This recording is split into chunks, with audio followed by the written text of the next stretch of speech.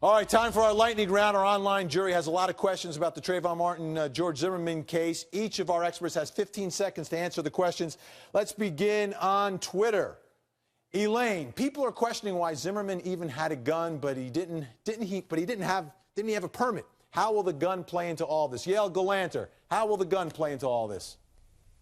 It shouldn't. Guns are legal in Florida. Zimmerman had a permit to carry a concealed weapon. A lot of members of the jury are going to have guns in their homes and on their person and have concealed weapons permits.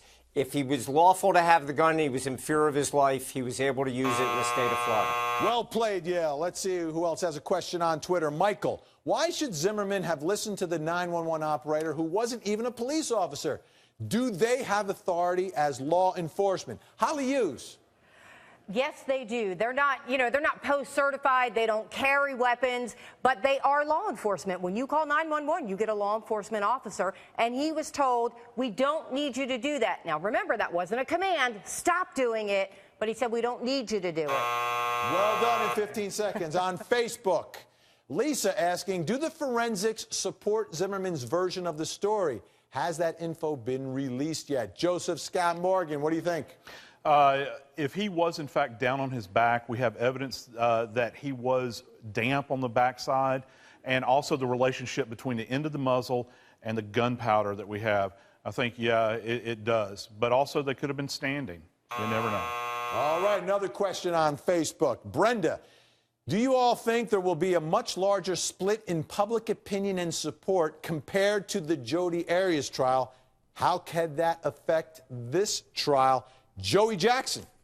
There's no question about the fact that there will be people who have views strongly in one way or the other. What it comes down to, though, is what the jury thinks and what the jury feels about the presentation of the evidence. But this will not be a Jodi Arias all consistent with guilt. All right, let's see what folks are asking on HLNTV.com. Gary, why isn't Zimmerman charged with first-degree murder? Janet Johnson, you're a Florida attorney. Yeah, and most people in Florida think he's overcharged even with second degree. First degree murder would say he premeditated to do this. And yes, we could argue you could formulate that in moments, but that would be overcharging. As it is, I think second degree is overcharging. I think it's a manslaughter at the most. All right at the buzzer, too, by the way.